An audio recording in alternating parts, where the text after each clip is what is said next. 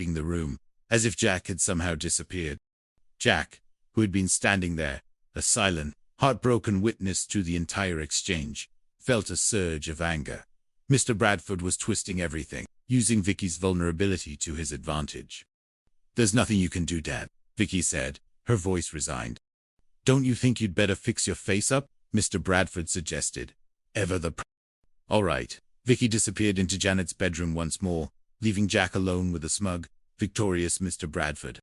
Jack walked out onto the balcony, needing to escape the suffocating presence of Mr. Bradford and the crushing weight of his broken heart. The sounds of the party below were a distant hum, a stark contrast to the turmoil within him.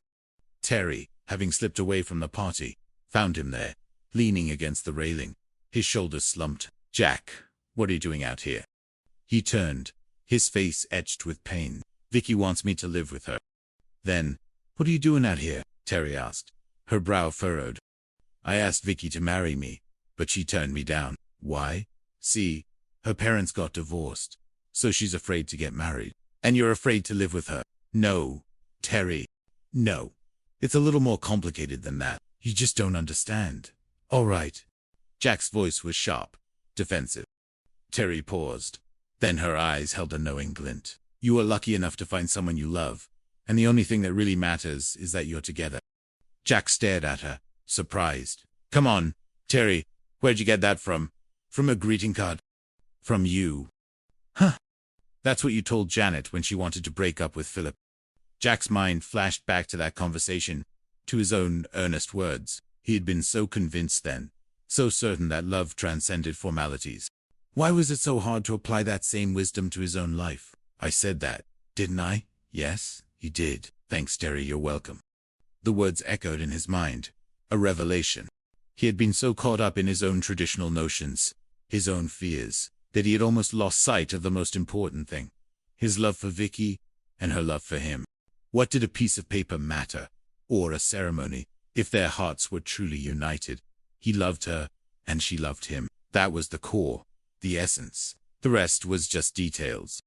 He rushed back inside, his heart pounding with a renewed sense of purpose. He found Vicky at the door, her face still tear-streaked, but a flicker of hope in her eyes as she saw him.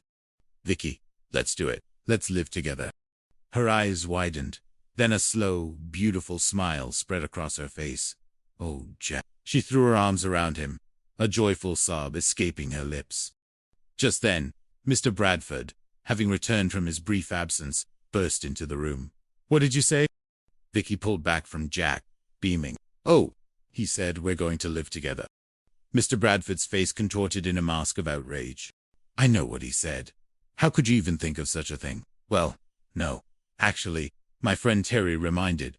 I didn't even say hello to you yet. Hi, don't touch my daughter." He lunged forward, grabbing Vicky's arm, pulling her away from Jack. "Dad, it wasn't his idea," Vicky protested, trying to free herself. "Then it was your mother. She put you up to this, didn't she?" "Dad, it was my idea." "What?" "I had to talk Jack into it," Vicky declared, her chin jutting out defiantly. Mr. Bradford clutched his stomach, his face parting. Oh, it's spreading." "Mr. Bradford." "Vicky, please, let me try." "Mr. Bradford, look at it this way. You're not losing a daughter. You're gaining a daughter." "Stop it, Victoria, sir, if I may." "You may not." "Victoria, let me get this straight. Just in case any of our friends happen to ask, you'll be living in some godforsaken place with a kook, without benefit of clergy, raising my grandchildren, who will be nameless." His voice was laced with venom, his words designed to wound and shame. Vicky's face flushed, but she stood firm. "Dad, please, have I left something out?" "Yes, your blessing." "You noticed," Jack interjected, his voice surprisingly calm, a challenge in his eyes. Mr. Bradford scoffed, then a strange, almost defeated look crossed his face. "Oh, I am happy about one thing, Victoria, that your mother lived to see this day." He turned and stormed out, leaving a stunned silence in his wake. Vicky turned to Jack, a mixture of shock and amusement on her face. "Your father is really something. Yeah, I didn't think he'd take it so well. What made you change your mind?" Jack pulled her close, his heart overflowing. "I just don't want to live without you." Chapter 4. farewells, and new beginnings. The party downstairs at the Regal Beagle was in full swing, a joyous cacophony of laughter, music, and the clinking of glasses. But upstairs, in the now quiet apartment, a different kind of celebration was unfolding, one of quiet commitment and new beginnings. Jack, oh, no, everybody's waiting for you down to the party, Janet called from the bottom of the stairs, her voice echoing up. Yeah, right. Come on, Vicky. Jack took Vicky's hand, a wide grin on his face. They had a party to join and a future to start. The next few days were a whirlwind of activity, a blur of packing boxes, emotional goodbyes, and the exhilarating anticipation of a new chapter. Janet and Philip were off on their honeymoon, a whirlwind trip to Acapulco, followed by a visit to Janet's parents. Terry, bouquet in hand, was preparing for her own adventure. Thank you. No. OW. What did you pack in here? It weighs a ton. Jack grunted, struggling with one of Terry's suitcases. I'm sorry, Jack. Terry giggled, watching him strain. Hey, you guys. How many more bags are there? Just a few. Gee, with all three of you moving out at once, I should have rented a freight car. Larry, ever the dramatic one, complained as he helped carry boxes. Get it on, Harry. Be careful with it, all right? Cinderella? Cinderella? Jack called out, still wrestling with the luggage. Did you check the bathroom? Jack, oh, I forgot. Terry, I'll do it right now. Okay, thanks, Terry directed, overseeing the final stages of their departure. Jack went into the bathroom, feeling a pang of nostalgia. This apartment had been their home, their sanctuary, for so long. It had witnessed their laughter, their arguments, their dreams, and now, He emerged to find Terry leaning against the doorframe, a thoughtful expression on her face. Why did you quit your job at the hospital? I thought you liked nursing. Terry smiled, a faraway look in her eyes. Oh, I'm still going to be a nurse, but someplace where I feel more useful.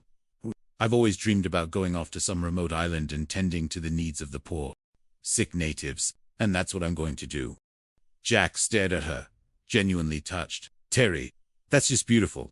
What island? Hawaii. He blinked. Hawaii? But that's not exactly a remote island. With poor, sick natives, is it? Terry laughed, a bright, clear sound. Well, it's a start, and they have beautiful beaches. I can always move on from there. Her optimism was infectious. Excuse me, aren't you finished taping that yet? Larry called out, referring to the last box. Yeah, it's ready to go. Here we go, we'll just stand there, get the bottom half. Larry, this is so much fun. Jack finished taping the box, a bittersweet feeling washing over him. Okay, Terry, the bathroom is finished and I personally am pooped. He stretched, feeling the ache in his muscles. Hey, Janet. Yeah, where'd you take this picture? Terry asked, holding up a framed photograph she'd found. Let me see. Oh, Terry, this is one of the pictures from our honeymoon in Look, there's our room right there. Janet, having returned briefly to collect some forgotten items, pointed excitedly. Oh, yeah. Oh, I hear the beach there is beautiful. Oh, and it's one of the first things we plan to see next time we're there.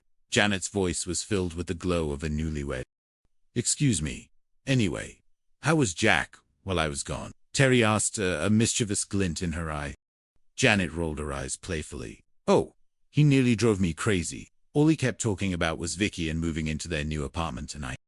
Gee, Terry, I hope she isn't going to mind living above his restaurant. Why should she? Mr. Angelino gave them a very good deal, Terry replied, a small smile playing on her lips.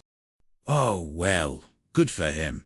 Yeah, I gotta get back to work, Janet said, gathering her things. Oh, hey, Terry, do you ever think that Jack would actually fall in love? Not for more than one day. Terry chuckled. Really, when I think of all the girls that he has chased over the years, I get tired. Me, too. Did, Jack ever make a pass at you? Are you kidding? No. I mean, real pat. Okay. Well, insulting, isn't it? They both laughed, a fond, shared memory of Jack's past romantic misadventures. Larry, who had been listening intently, interjected, Oh, I'm glad someone has something to laugh about around here.